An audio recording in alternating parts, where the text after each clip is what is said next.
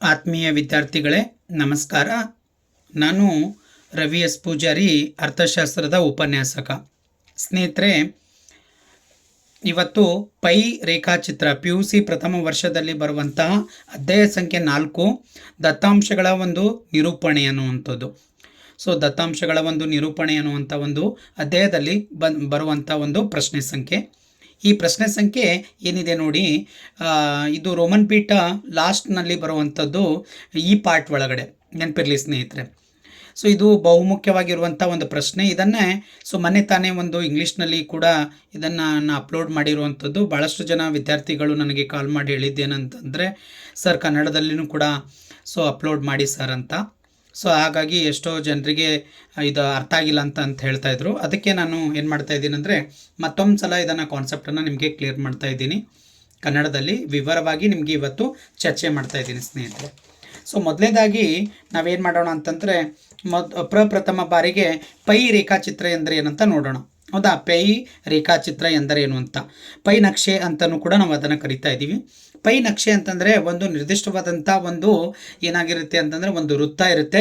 ಆ ವೃತ್ತದ ಒಳಗೆ ಬರುವಂಥ ಒಂದು ವಿವಿಧ ರೀತಿಯಾದಂಥ ಸಂಘಟಕ ಒಂದು ಚಿತ್ರವನ್ನು ಇರುವಂಥದ್ದು. ಅದರದ್ದು ವಿಸ್ತೀರ್ಣವನ್ನಾಗಿರ್ಬೋದು ಅಥವಾ ಅದರದ್ದು ಕೋನಗಳಾಗಿರ್ಬೋದು, ಅದು ಒಂದು ಡೀಟೇಲ್ಸ್ ಆಗಿ ನಾವು ಅವುಗಳನ್ನು ವಿಭಾಗಿಸ್ತಾ ಬರ್ತಾ ಇದ್ದೀವಿ ಸ್ನೇಹಿತರೆ.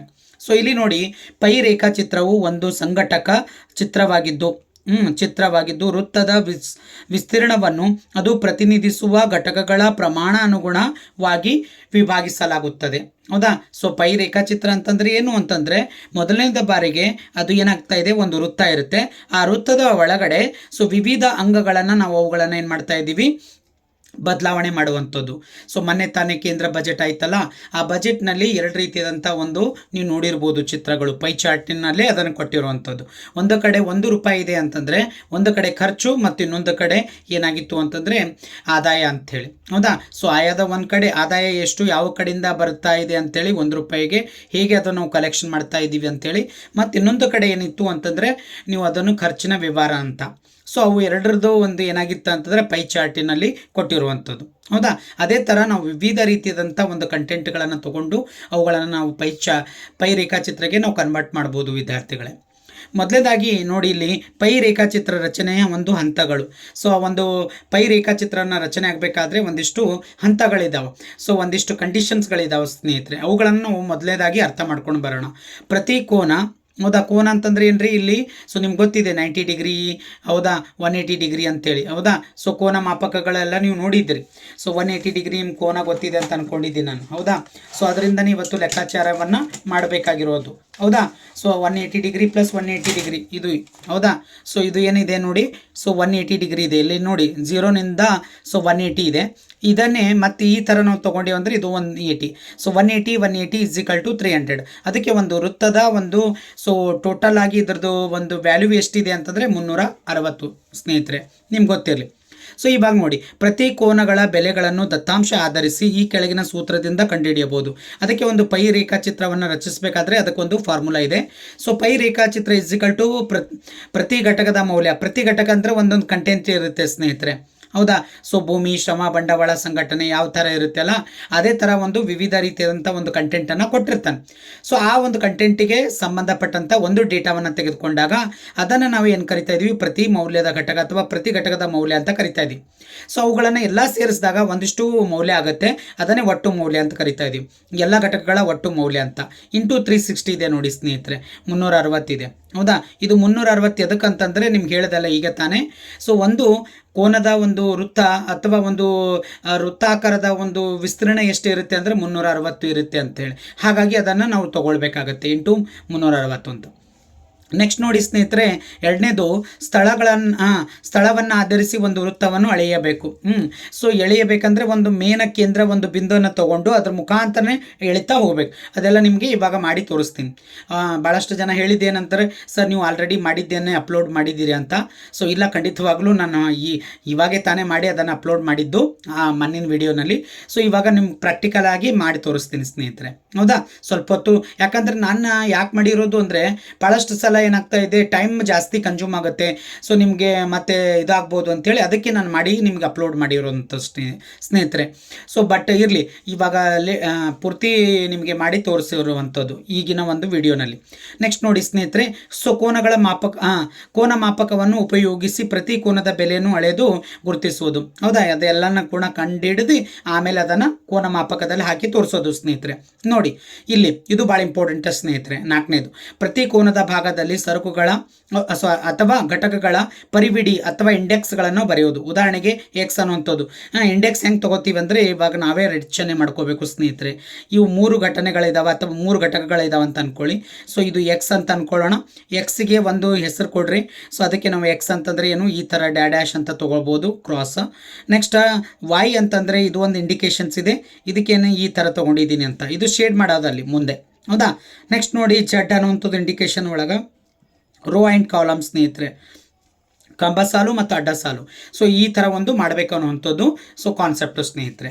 ಎಸ್, ಈಗ ನೋಡಿ ಒಂದು ಪ್ರಶ್ನೆಯನ್ನು ತೆಗೆದುಕೊಂಡಿದ್ದೀನಿ. ಇದು ಪ್ರಶ್ನೆಗೆ ಆನ್ಸರ್ ಏನು ಮಾಡೋಣ ಅಂಥೇಳಿ ನಿಮಗೆ ತೋರಿಸ್ತೀನಿ.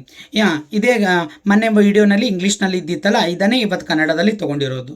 ಹೌದಾ, ನೋಡಿ ಸ್ನೇಹಿತರೆ. ಸೊ ಈ ಕೆಳಗಿನ ಕೋಷ್ಟಕದಲ್ಲಿ ಒಂದು ಕುಟುಂಬದ ಮಾಸಿಕ ಅಂದರೆ ಏನ್ರಿ, ತಿಂಗಳ ಆದಾಯವನ್ನು ತಿಂಗಳ ವೆಚ್ಚವನ್ನು ಪ್ರತಿನಿಧಿಸುತ್ತದೆ. ಇಲ್ಲಿ ಆದಾಯ ಎಲ್ಲ, ಸೊ ವೆಚ್ಚ ಕೊಟ್ಟಿದ್ದಾನೆ ನೋಡಿ, ಪ್ರತಿನಿಧಿಸುತ್ತದೆ. ಇದಕ್ಕೆ ಪೈ ರೇಖಾಚಿತ್ರವನ್ನು ರಚಿಸಿ. ನೋಡಿ, ಒಂದು ಕಡೆ ಘಟಕ ಇದೆ, ಒಂದು ಕಡೆ ವೆಚ್ಚಗಳಿದೆ. ಹೌದಾ, ಸೊ ಆಹಾರ, ಬಟ್ಟೆ, ಬಾಡಿಗೆ, ಶಿಕ್ಷಣ, ಆರೋಗ್ಯ. ಅಲ್ಲಿ ಶಿಕ್ಷಣ ಎಜುಕೇಷನ್ ಆ್ಯಂಡ್ ನಾನು ತೊಗೊಂಡಿದ್ದೆ ಮೆಡಿಸಿನ್ ಅಂತ ತೊಗೊಂಡಿದ್ದೆ ನೋಡಿ ಸ್ನೇಹಿತರೆ. ಇಲ್ಲಿ ಸ್ವಲ್ಪ ಚೇಂಜ್ ಮಾಡ್ಕೊಂಡಿದ್ದೀನಿ, ಶಿಕ್ಷಣ ಮತ್ತು ಆರೋಗ್ಯ ಅಂತ. ಇತರೆ ಸೊ 600 ಎಲ್ಲ ಸೇರಿಸಿದ್ರೆ 6500 ಇದು ಆಗುತ್ತೆ. ಹೌದಾ, ಎಸ್. ಸೊ ಈಗ ಇದನ್ನೇ ಈ ಡೇಟಾವನ್ನೇ ನಾವು ಮಾಡಿರುವಂಥದ್ದು ಏನಂತಂದರೆ, ಇದು ಇಂಗ್ಲೀಷ್ ಮೀಡಿಯಮ್ನಲ್ಲಿ ಇರುವಂಥದ್ದು. ಸೊ ಇದನ್ನು ಜಸ್ಟ್ ನಿಮಗೆ ಒಂದು ಸಲ ತೋರಿಸ್ಬಿಡ್ತೀನಿ ನೋಡಿರಿ. ಇಲ್ಲಿ ಸ್ವಲ್ಪ ನಿಮಗೆ ಕಟ್ ಅನಿಸ್ಬೋದು. ಈಗ ಆಲ್ರೆಡಿ ನಿಮ್ಗೆ ಗೊತ್ತಿದೆ ಸ್ನೇಹಿತರೆ, ಇಲ್ಲಿ ನೋಡಿರಿ, ಇದನ್ನೇ ಕನ್ನಡದಲ್ಲಿ ಇರುವಂಥದ್ದು ವರ್ಡ್ಸ್. ಹೌದಾ, ಇದು ಇಂಗ್ಲೀಷ್ನಲ್ಲಿ ಫುಡ್, ಕ್ಲಾತು, ಹೌದಾ, ಕ್ಲಾತಿಂಗು, ರೆಂಟು, ನೆಕ್ಸ್ಟ್ ಎಜುಕೇಷನ್, ಇಲ್ಲಿ ಮೆಡಿಷನ್ ಅಂತ ತೊಗೊಂಡಿದ್ದಿದೆ. ಇಲ್ಲಿ ಏನಾಯಿತು, ಸೊ ಆರೋಗ್ಯ ಅಂತ, ಈ ಥರ ಅಂದರೆ ಅದರ್ಸ್. ಹೌದಾ, ಸೊ ಒಟ್ಟು ಟೋಟಲ್ ಅಂತ. ಇಲ್ಲೂ 650 ಆಗಿತ್ತು, ಇಲ್ಲೂ 650 6500 ವಿದ್ಯಾರ್ಥಿಗಳೇ. ಹೌದಾ, 6500 ಸ್ನೇಹಿತರೆ. ಇವಾಗ ನಮಗೇನಂತಾರೆ, ಈ ಕೋನಗಳಲ್ಲಿ ಅದನ್ನು ಕನ್ವರ್ಟ್ ಮಾಡಬೇಕಾಗತ್ತೆ ಅಲ್ಲ, ಅದಕ್ಕೆ ನಾವು ಇವುದು ಎಂಗಲ್ಸ್ಗೆ ಕೋನಗಳು ಅಂತ ತಗೋತಾ ಇದ್ದೀವಿ, ಕೋನಗಳಲ್ಲಿ ಅಂತ ತಗೋತೀವಿ ಸ್ನೇಹಿತರೆ. ಹೌದಾ, ಸೊ ಕೋನಗಳಲ್ಲಿ ಇವಾಗ ಏನಂತಂದರೆ 3000 ಭಾಗಿಲೆ 6500 ಇಂಟು 360. ಆವಾಗ ಮಾಡಿದಾಗ ಇದು ಎಷ್ಟು ಬರುತ್ತೆ, 166 ಅನ್ನುವಂಥದ್ದು ಬರುತ್ತೆ. ಸೊ ಇದೇ ಎಲ್ಲನೂ ಡೇಟಾಸ್ಗಳನ್ನು ಈ ರೀತಿಯಾಗಿ ಬರ್ತಾ ಇರುತ್ತೆ. ಅದೆಲ್ಲ ಪ್ಲಸ್ ಮಾಡಿದ್ರೆ 360 ಆಗಬೇಕು ಸ್ನೇಹಿತರೆ. ಆದಾಗ ಸೊ ಅವಾಗ ಇದು ಏನು ಮಾಡ್ತಾ ಇದ್ದೀವಿ ಅಂದರೆ, ಒಂದೊಂದು ಇಂಡೆಕ್ಸ್ಗಳನ್ನು ಬರ್ಕೊಂಡಿದ್ದೀನಿ ಸ್ನೇಹಿತರೆ. ನೋಡಿ, ಇದು ಫಸ್ಟಿಗೆ ಫುಡ್ ಅನ್ನೋಂಥದ್ದು, ಆಹಾರ ಖಾಲಿ ಬಿಟ್ಟಿದ್ದೀನಿ. ಸೆಕೆಂಡ್ ಬಟ್ಟೆ, ಕ್ಲಾತ್ ಇದೆ. ಸೊ ಇಲ್ಲಿ ಲೈನ್ ಎಳೆದಿದ್ದೀನಿ ನೋಡಿರಿ, 83.7 ಅನ್ನೋವಂಥದ್ದು. ನೆಕ್ಸ್ಟ್ ರೆಂಟ್, ಬಾಡಿಗೆ ಅಂತಿದೆ ಸ್ನೇಹಿತರೆ ಕನ್ನಡದಲ್ಲಿ. ಸೊ ರೆಂಟ್ ಎಷ್ಟಿದೆ, 49.84 ಅಂತ. ಹೌದಾ, ನೆಕ್ಸ್ಟ್ ಎಜುಕೇಷನ್ ಆ್ಯಂಡ್ ಮೆಡಿಷನ್ ಅಂತ ತೊಗೊಂಡಿದ್ದಿದೆ. ಸೊ ಅದು 27.69 ಅನ್ನುವಂಥದ್ದು. ನೆಕ್ಸ್ಟ್ ನೋಡಿ, ಇದು ಲಾಸ್ಟ್ ಅದರ್ಸ್ 33.23 ಅನ್ನುವಂಥದ್ದು ಇದು ಇದೆ. ಹೌದಾ, ಸೊ ಇದು ಆಲ್ರೆಡಿ ಸೊ ನಿಮ್ಗೆ ಮೊನ್ನೆ ವಿಡಿಯೋನಲ್ಲಿ ಇಂಗ್ಲೀಷ್ ಮೀಡಿಯಮ್ದವ್ರಿಗೆ ಮಾಡಬೇಕಾದ್ರೆ ಇದು ಮಾಡಿದ್ದಿದೆ, ಇದನ್ನೇ ನಿಮ್ಗೆ ತೋರಿಸಿದ್ದೀನಿ. ಇವಾಗ ನಾನು ಬೇರೆ ತೊಗೊಂಡು ನಿಮಗೆ ತೋರಿಸ್ತೀನಿ ಸ್ನೇಹಿತರೆ. ಎಸ್, ಹೌದಾ. ಈಗ ನೋಡಿ ಸ್ನೇಹಿತರೆ, ಸೊ ಇದು ಪ್ರಶ್ನೆ ಸಂಖ್ಯೆ 2 ಅಂತ ತೊಗೊಂಡಿದ್ದೀನಿ. ಈಗ ಇದ್ರ ಮೇಲೆ ನಿಮಗೆ ಸಮ್ಮನ್ನು ಕೂಡ ಮಾಡಿ ಮತ್ತು ಅದಕ್ಕೆ ಒಂದು ಪೈ ರೇಖಾಚಿತ್ರವನ್ನು ನಿಮ್ಮ ಎದುರೇ ರೆಡಿ ಮಾಡ್ತೀನಿ ಸ್ನೇಹಿತರೆ. ಇಲ್ಲಿ ನೋಡಿ, ಸೊ ನಿಮ್ಮ ಪ್ರದೇಶದಲ್ಲಿ, ಹೌದಾ, ಈ ಕೆಳಗೆ ನಮೂದಿಸಿದ ಉದ್ಯೋಗ ಸ್ತರಗಳಲ್ಲಿ ಭಾಗವಹಿಸಿರುವ ಮಹಿಳೆಯರ ಬಗ್ಗೆ ನೀವು ಸಂಗ್ರಹಿಸಿರುವ, ಹೌದಾ, ದತ್ತಾಂಶದ ಆಧಾರದ ಮೇಲೆ ಒಂದು ಪೈ ರೇಖಾಚಿತ್ರವನ್ನು ರಚಿಸಿರಿ. ಇಲ್ಲಿ ಸ್ಥಾನಮಾನ ಅಂತಿದೆ, ಜನಸಂಖ್ಯೆ ಇದೆ. ಅಂದರೆ ಸೀಮಾಂತ ಕೆಲಸಗಾರರು 12 ಇದ್ದಾರೆ. ಸೊ ಮುಖ್ಯ ಕೆಲಸಗಾರರು 36 ಜನ ಇದ್ದಾರೆ. ನೆಕ್ಸ್ಟ್ ಕೆಲಸ ಮಾಡದವರು ಅಂದರೆ ಅನ್ಎಂಪ್ಲಾಯ್ಡ್ ಅಂತ ಕರಿತಾ ಇದ್ದೀವಲ್ಲ ಅವರು, ಸೊ ಇವರು 73 ಇದ್ದಾರೆ. ಇಲ್ಲಿ ಸ್ವಲ್ಪ ಚೇಂಜ್ ಆಗಿದೆ ಸ್ನೇಹಿತರೆ, ನಾನು 73 ಅಂತ ಮಾಡ್ಕೊಂಡಿದ್ದೀನಿ. ಅಲ್ಲಿ ನಾನು ಕನ್ಫ್ಯೂಸ್ ಆಗಿತ್ತು, ಫಸ್ಟು 76 ಅಂತ ತೊಗೊಂಡಿದ್ದೆ. ಸೊ ಇಲ್ಲಿ 73 ಇದೆ. ಸೊ ಎಲ್ಲ ಸೇರಿಸಿದ್ರೆ 121 ಆಗುತ್ತೆ ಸ್ನೇಹಿತರೆ. ಹೌದಾ, ಒಟ್ಟು ಸೊ ಇವೆಲ್ಲ ಪ್ಲಸ್ ಮಾಡಿ ನೋಡಿ 121 ಆಗುತ್ತೆ. ಎಸ್, ಹೌದು. ಇವಾಗ ನೋಡಿ ಸ್ನೇಹಿತರೆ, ಲೆಕ್ಕಾಚಾರ ಮಾಡ್ತಾ ಬರೋಣ ಸ್ನೇಹಿತರೆ. ಹೌದಾ, ಸೊ ಯಾಕಂದ್ರೆ ನಿಮಗೆ ಸೊ ಡೈರೆಕ್ಟಾಗಿ ನಿಮ್ಗೆ ಗೊತ್ತಾಗಿಲ್ಲ ಅಂತ ಎಷ್ಟೋ ಜನ ಹೇಳಿದ್ರಿ, ಅದಕ್ಕೋಸ್ಕರ ಇಲ್ಲಿ ಕಾಣಿಸ್ತಾ ಇದೆಯಲ್ಲ. ಎಸ್, ನೋಡಿ, ಇಲ್ಲಿ ನೋಡಿ ಸ್ನೇಹಿತರೆ. ಎಸ್, ಇವಾಗ ನಿಮ್ಮ ಎದುರುಗಡೆನೇ ಒಂದೊಂದಾಗಿ ಮಾಡ್ತಾ ಬರ್ತೀನಿ ಸ್ನೇಹಿತರೆ. ಇಲ್ಲಿ ನೋಡಿ, ಸೊ ಕ್ಯಾಲ್ಸಿನೂ ಕೂಡ ಯೂಸ್ ಮಾಡ್ತಾ ಇದ್ದೀನಿ. ಆಲ್ರೆಡಿ ನಿಮ್ಗೆ ಗೊತ್ತಿದೆ ಎಕನಾಮಿಕ್ಸ್ನಲ್ಲಿ ಸೊ ಕ್ಯಾಲ್ಸಿ ಆಲ್ರೆಡಿ ಅಲೋ ಇದೆ ಸ್ನೇಹಿತರೆ. ಮೊದಲೇದೇನು ಮಾಡೋಣ ನೋಡ್ರಿ, ಇಲ್ಲಿ ಸೊ 12 ಇದೆ. ಸೊ 12 ಇಂಡಿವಿಜುವಲ್ ವ್ಯಾಲ್ಯೂಸ್ ಇದೆ ಸ್ನೇಹಿತರೆ, ಬರ್ಕೊಳ್ತೀನಿ. ಸೊ ಇದು ಟೋಟಲ್ ಎಷ್ಟಾಗಿದೆ 121 ಇಂಟು 360 ವಿದ್ಯಾರ್ಥಿಗಳೇ, ಇದು ಬರ್ಕೊಳ್ಳೇಬೇಕು ಕಂಪಲ್ಸರಿ. ಇವಾಗ ಮಾಡೋಣ ಸ್ನೇಹಿತರೆ ಎಷ್ಟು ಬರುತ್ತೆ ಅಂತ ನೋಡಿ ಸ್ನೇಹಿತರೆ. ಇಲ್ಲಿ 12, ಹೌದಾ. ಸೊ ಇವಾಗ ಡಿವೈಡೆಡ್ ಬೈ ತೊಗೊಳ್ತಾ ಇದ್ದೀನಿ 121, ಹೌದಾ, ಇಂಟು 360 ಡೈರೆಕ್ಟ್ ತೊಗೊಂಡ್ಬಿಡ್ತು. ಸಾರಿ, 0 ಹೊಡೆದ್ಬಿಟ್ಟು ಇದು ಹೊಡೆದ್ಬಿಟ್ಟೆ, ಸಾರಿ ವಿದ್ಯಾರ್ಥಿಗಳೇ. ಸೊ 12 ನೆನ್ಪಿಟ್ಕೊಳ್ಳಿ ಇಂಟು, ಹೌದಾ, ಡಿವೈಡೆಡ್ ಬೈ ಎಷ್ಟು 121 ಇಂಟು 360 ಸ್ನೇಹಿತರೆ, ಇಸಿಕಲ್ ಟು ನೋಡಿ 35 ಪಾಯಿಂಟ್ ನೋಡಿ ಸ್ನೇಹಿತರೆ. 35 ಕಾಣ್ತಾ ಇದೆನಾ, 35.70 ಸ್ನೇಹಿತರೆ, ನೆನಪಿರಲಿ ನಿಮಗೆ 70 ಇಲ್ಲಿದೆ ನೋಡಿ ಸ್ನೇಹಿತರೆ, ಕಾಣಿಸ್ತಾ ಇದೆನಾ, ಕ್ಲಿಯರ್ ಇದೆ. ಸೊ 35.70 ಮುಂದೆಲ್ಲ 24 ಅಂತ ಬಂದಿದೆ, ಇರಲಿ ಪರವಾಗಿಲ್ಲ. ನೆಕ್ಸ್ಟ್ ನೋಡ್ರಿ, ಎರಡನೇದು 36 ಇಲ್ಲಿ ಬರ್ಕೊಳ್ತಾ ಇದ್ದೀನಿ, ಹೌದಾ.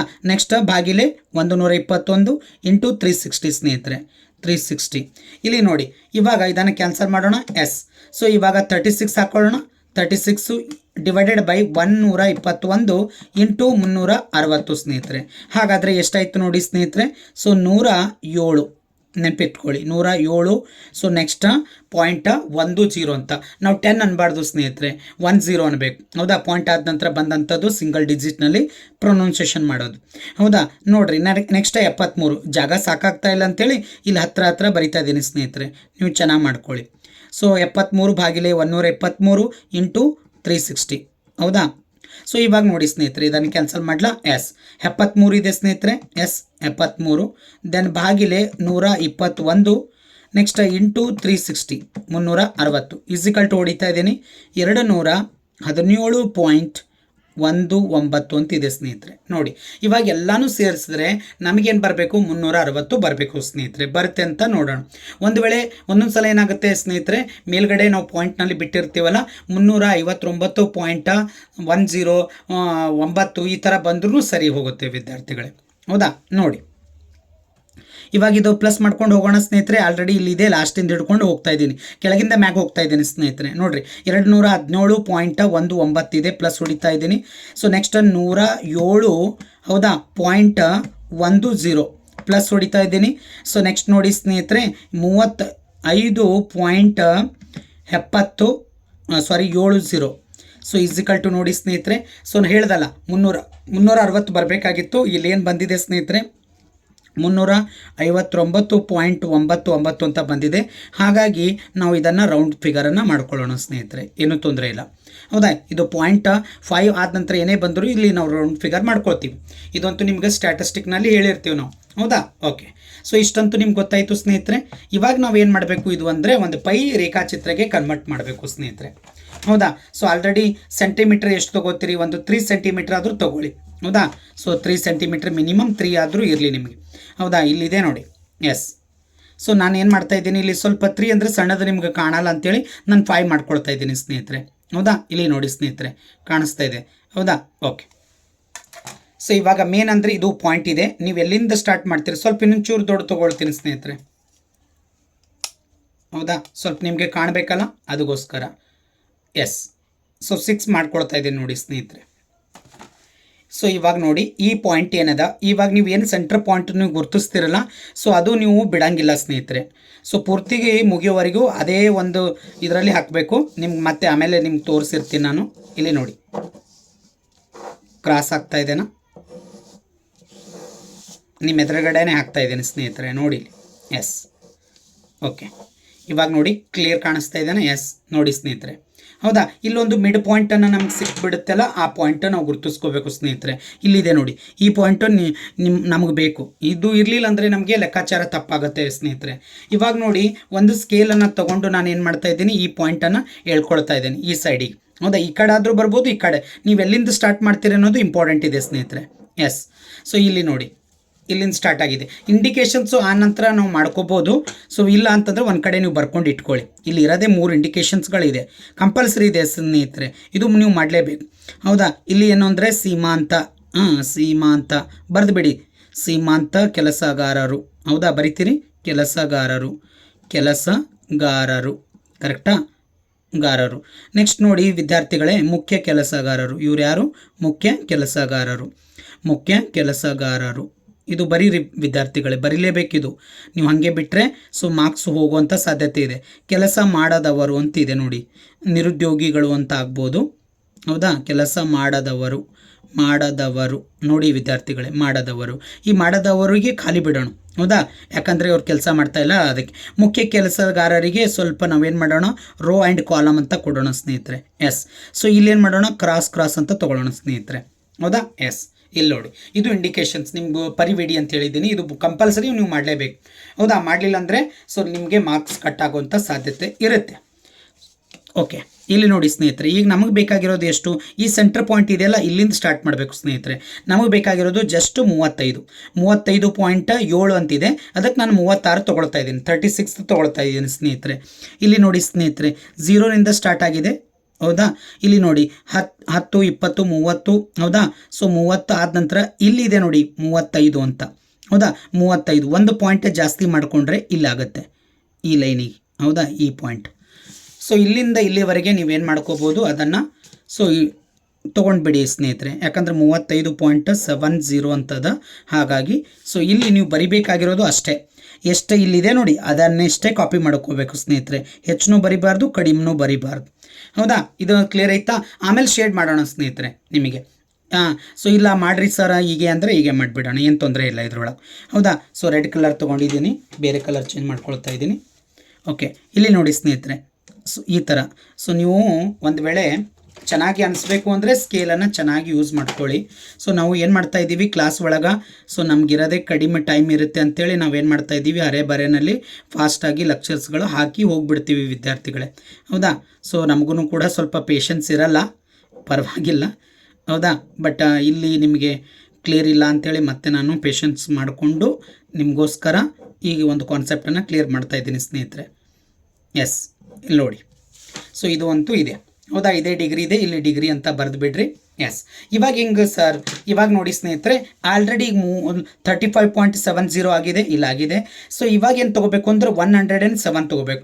ಇಲ್ಲಿ 10 ಅದ, ನೀವು ಬೇಕಾದರೆ ಅದು 17 ಅಂತ ಮಾಡ್ಕೊಳ್ಳಿ, 107 ಅಂತ ಮಾಡ್ಕೊಳ್ಳಿ. ನೋಡಿ ಸ್ನೇಹಿತರೆ, ಇದು ಭಾಳ ಇಂಪಾರ್ಟೆಂಟ್. ಇಲ್ಲಿ ಈಗ ಇಲ್ಲಿಂದ ಸ್ಟಾರ್ಟ್ ಮಾಡ್ತಾ ಇದ್ದೀನಿ. ಹೌದಾ, ಹಿಂಗೆ ಬರಬಾರ್ದು, ಮತ್ತೆ ರಾಂಗ್ ಆಗುತ್ತೆ. ಸೊ ನೋಡಿರಿ, ಇಲ್ಲಿ 3 ಇಂಡಿಕೇಶನ್ಸ್ ಅವ. 5-6 ಇದ್ದು ಅಂದರೆ ಮತ್ತೆ ಅದು ಏನಾಗ್ತಿತ್ತು, ಜಟಿಲ ಆಗ್ತಿತ್ತು. ಇಲ್ಲಿ ನೋಡಿ ಸ್ನೇಹಿತರೆ, ಇಲ್ಲಿ 0ನಿಂದ ಬರ್ತಾ ಇದ್ದೀವಿ. ಸೊ ಎಲ್ಲಿದೆ ನೋಡಿರಿ, ಈಗ 10, 20, 30, 40, 50, 60, 70. ಹೌದಾ, ಸೊ 70 ಆದ ನಂತರ 80, ಇಲ್ಲಿ ಬಂತು ನೋಡಿರಿ 100. ಹೌದಾ, 100 ಆದ ನಂತರ ಇಲ್ಲಿ 105 ಇದೆ ಸ್ನೇಹಿತರೆ, 106 ಇದೆ. 105 ಆದ ನಂತರ 106, 107. 107 ಅಂದರೆ ಇಲ್ಲಿಗೆ ಬರುತ್ತೆ ಸ್ನೇಹಿತರೆ, ಇಲ್ಲಿಂದ ಇಲ್ಲಿವರೆಗೆ. ಹೌದಾ, ಇಲ್ಲಿಂದ ಇಲ್ಲಿವರೆಗೆ ನೆನಪಿರಲಿ 107. ಸೊ 107 ಇದನ್ನು ನಾವೇನು ಮಾಡ್ಕೊಳ್ಳೋಣ್ರಿ, ಟಚ್ ಮಾಡ್ಕೊಂಡು ಬಿಡೋಣ. ಇಲ್ಲಿಂದ ಇಲ್ಲಿವರೆಗೆ ಬರುತ್ತೆ ಸ್ನೇಹಿತರೆ, ಇಲ್ಲಿ ಟಚ್ ಆಗಬೇಕು.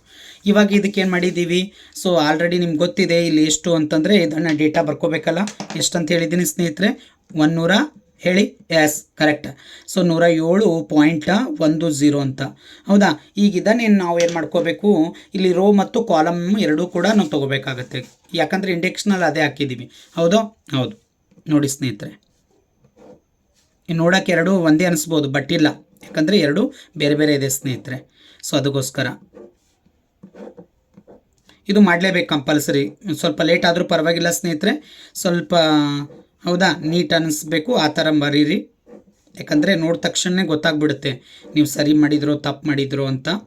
ಹೌದಾ, ಲೆಕ್ಚರ್ಸ್ಗಳಿಗೆಲ್ಲ ಗೊತ್ತಿರುತ್ತೆ ಇದು, ಅದಕ್ಕೋಸ್ಕರ ಸೊ ಈಸಿಯಾಗಿ ನೀವು ಅದನ್ನು ಮಾಡ್ಬೋದು ಸ್ನೇಹಿತರೆ, ಏನು ತೊಂದರೆ ಇಲ್ಲ. ಆಲ್ರೆಡಿ ನೀವು ಇದೆಲ್ಲ 10th ಒಳಗೆ ಮ್ಯಾಥಮೆಟಿಕ್ಸ್ ಒಳಗೆ ಮಾಡಿರ್ತೀರಿ. ಹೌದಾ, ಎಸ್. ಇಲ್ಲಿ ನೋಡಿ, ಸೊ ಇದು ಸೇಮ್ ಆಯ್ತಲ್ಲ. ಇವಾಗ ಏನಂತಂದರೆ ನಮ್ಮ ಇಂಡೆಕ್ಸ್ ಪ್ರಕಾರ ಹೋಗ್ಬೇಕು, ಯಾಕಂದರೆ ನಾವು ಇಲ್ಲಿ ರೋ ಆ್ಯಂಡ್ ಕಾಲಮ್ ಅಂತ ಹಾಕಿದ್ದೀವಿ, ಅದಕ್ಕೋಸ್ಕರ. ಇಲ್ಲಿ ನೋಡಿ ಸ್ನೇಹಿತರೆ, ಎಸ್. ನಮ್ದು ಎಷ್ಟದ ಅಷ್ಟೇ ನೀವು ಯೂಸ್ ಮಾಡ್ಕೊಳ್ಳೋದು, ಜಾಸ್ತಿ ಹೊರಗಡೆ ಹೋಗೋದಿಲ್ಲ ಸ್ನೇಹಿತರೆ.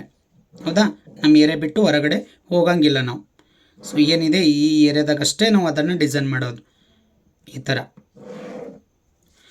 ಇವಾಗ ಇದಕ್ಕೆ ಸಾಕಾಗ್ತಾ ಇಲ್ಲ. ಈಗ ನೆಕ್ಸ್ಟ್ ಏನು ಮಾಡ್ತಾಯಿದ್ದೀನಿ ನೋಡಿ ಸ್ನೇಹಿತರೆ, ಸ್ಕೇಲ್ ತೊಗೊಂಡಿದ್ದೀನಿ ದೊಡ್ಡದು. ಕೆಲವು ಕಾಲೇಜ್ನಲ್ಲಿ ಜಾಮಿಟ್ರಿ ಬಾಕ್ಸ್ ಇರಲ್ಲ ಸ್ನೇಹಿತರೆ. ಹೌದಾ, ಸೊ ಅವರು ಏನು ಮಾಡ್ತಾ ಇದ್ದಾರೆ, ಸ್ಟೂಡೆಂಟ್ಸ್ ಹತ್ರನೇ ತೊಗೊಂಡು ಅಲ್ಲಿಂದಲೇ ಎಕ್ಸ್ಪ್ಲೇನ್ ಮಾಡಿ ಬಿಟ್ಬಿಡ್ತೀವಿ. ಹೌದಾ, ನೋಡಿ ಇಲ್ಲಿ ಇಂಡಿಕೇಶನ್ ಕರೆಕ್ಟ್ ಆಗ್ತಾ ಇದೆಯಲ್ಲ, ನೋಡ್ಕೊಳ್ಳಿ ಸ್ನೇಹಿತರೆ. ಇದು ಮ್ಯಾಚ್ ಆಗ್ತಾ ಇದೆನಾ? ಎಸ್. ಸೊ ಇಷ್ಟು ಈಗ ಉಳಿದಿದ್ದದು ಅಷ್ಟೇ ಇರುತ್ತೆ, ಯಾಕಂದ್ರೆ ಸೊ 217 ಇರಬೇಕು ಅಂತಿದೆ, 217 ಇರುತ್ತೆ. ನೋಡಿರಿ ಒಂದ್ಸಲ ಚೆಕ್ ಮಾಡೋಣ. ಇಲ್ಲಿ ನೋಡಿ ಸ್ನೇಹಿತರೆ, ಇದನ್ನೇ ಟರ್ನ್ ಮಾಡ್ತಾ ಇದ್ದೀನಿ. ಇಲ್ಲಿ ನೋಡಿ ಸ್ನೇಹಿತರೆ, ಈಗ ಇಲ್ಲಿಂದ ಇಲ್ಲಿವರೆಗೆ ಅಂದರೆ ಈ ಪಾಯಿಂಟಿಗೆ ನಿಮ್ಗೊಂದು ಮಾರ್ಕ್ ಮಾಡ್ಕೋತೀನಿ ನಾನು ಸುಮ್ಮನೆ. ಸಿಂದ ಇದು ಏನಾಗುತ್ತೆ 180 ಆಗುತ್ತೆ ಸ್ನೇಹಿತರೆ, 180. ಹೌದಾ? ಇವಾಗ ನೋಡಿ 180 ಇಲ್ಲ ಆಯ್ತಲ್ಲ. ಸೊ ಇವಾಗ ಇಲ್ಲಿಂದ ಇನ್ನು 200 ಎಷ್ಟಾಗಬೇಕು?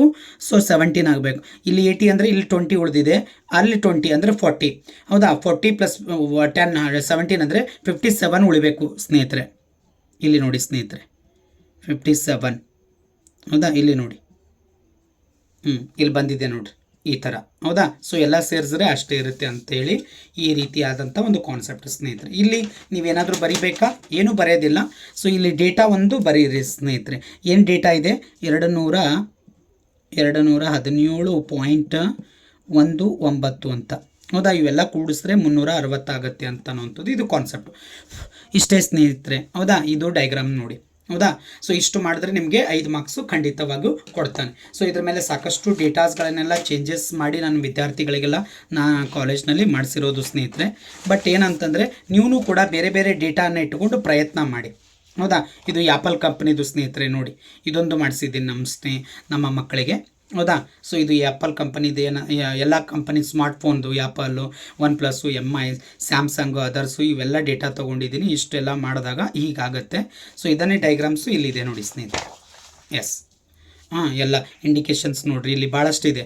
ಅಲ್ಲಿ 3 ಇತ್ತು, ಇಲ್ಲಿನೂ ಕೂಡ ಏನಾಗಿದೆ ರೀ? ಸೊ 4 ಅದಾವೆ. ಹೌದಾ?